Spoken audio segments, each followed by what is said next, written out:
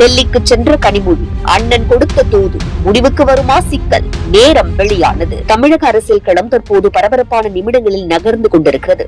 ஒரு பக்கம் 2026 சட்டமன்ற தேர்தலுக்காகவும், மறுபக்கம் அறிவாலயத்திற்கும் சத்தியமூர்த்தி பவனுக்கும் இடையிலான சீட் யுத்தம் கிளைமாக்ஸை எட்டியிருக்கிறது. கடந்த சில வாரங்களாகவே கூட்டணிக்குள் குழப்பமில்லை என்று வெளி உலகிற்கு சொல்லிக் கொண்டாலும் உள்ளுக்குள் புகைச்சலோ ஓயவில்லை.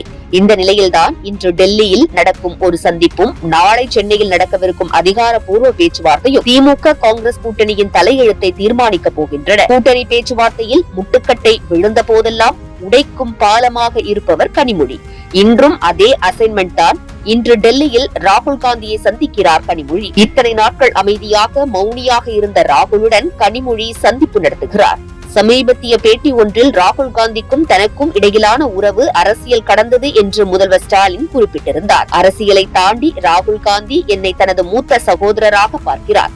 நானும் அவரை அப்படித்தான் கருதுகிறேன். அவர் என் குடும்பத்தில் ஒருவர் என்று ஸ்டாலின் உருகியிருந்தார். எதிர்வரும் 2026 சட்டமன்ற தேர்தலுக்கான வெற்றி முழக்கத்தை தொடங்க தமிழகம் வரும் நமது பாரத பிரதமர் திரு நரேந்திர மோடி அவர்களை வருக வருக என வரவேற்கிறோம். இந்த சென்டிமெண்ட் பேச்சு டெல்லி காங்கிரஸ் வட்டாரத்தில் பெரும் தாக்கத்தை ஏற்படுத்தியுள்ளது. ஆனாலும் கூட ராகுல் இறங்கி வரவில்லை. இப்படிப்பட்ட நிலையில்தான் கனிமொழி களமிறக்கப்பட்டுள்ளார். சத்தியமூர்த்தி பவன் வட்டாரங்களில் விசாரித்த போது காங்கிரஸ் தரப்பில் 39 முதல் 45 சீட்கள் வரை கேட்கிறார்கள். ஆனால் அறிவாலயமோ 25+1 என்பதில் பிடிவாதமாக இருக்கிறது. இதை சரி செய்யத்தான் தளபதி ஸ்டாலினின் மெசேஜோடு கனிமொழி கிளம்பி இருக்கிறார். முக்கியமாக ஆட்சியில் பங்கு என்ற காங்கிரசின் கோரிக்கைக்கு திமுக மேலிடம் காட்டும் சிவப்பு கொடி பற்றி ராகுலிடம் கனிமொழி பக்குவமாக பேசுவார் என தெரிகிறது. டெல்லியில் இன்று நடக்கும் சந்திப்பை தொடர்ந்து நாளை சென்னையில் திமுக காங்கிரஸ் இடையே அதிகாரப்பூர்வ குழு கூட்டம் நடைபெறுகிறது. சீட் எண்ணிக்கை 25 தொடங்கி 30க்குள் காங்கிரஸை அடக்க திமுக தரப்பு கணக்கு போடுகிறது. விஜய் ஃபேக்டர் மற்றொரு பக்கம்.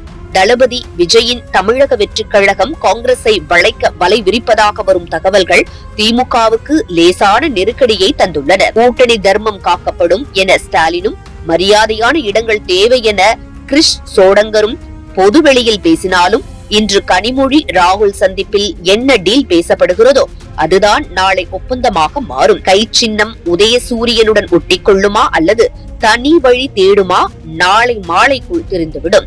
இருந்தாலும் திமுக கூட்டணியை விட்டுக் கொடுக்க கூடாது என அனைத்து காய்களையும் நகர்த்தி வருகிறது. காங்கிரஸ் பொறுத்தவரையில் திமுக கூட்டணியில் இல்லை என்றால் மாறாக தாவேகாவில் உள்ளது. அந்த பக்கம் போனால் தமது பலத்தை மேலும் பலப்படுத்தலாம் என்ற எண்ணத்தில் வேலைகளை பார்த்துள்ளது. நாளைதான் தெரியும் காங்கிரஸ் என்ன முடிவெடுத்துள்ளது என்று காத்திருக்கும் விஜய்க்கு அதிர்ஷ்டம் கிடைக்குமா என்று பொறுத்திருந்துதான் பார்க்க முடியும்.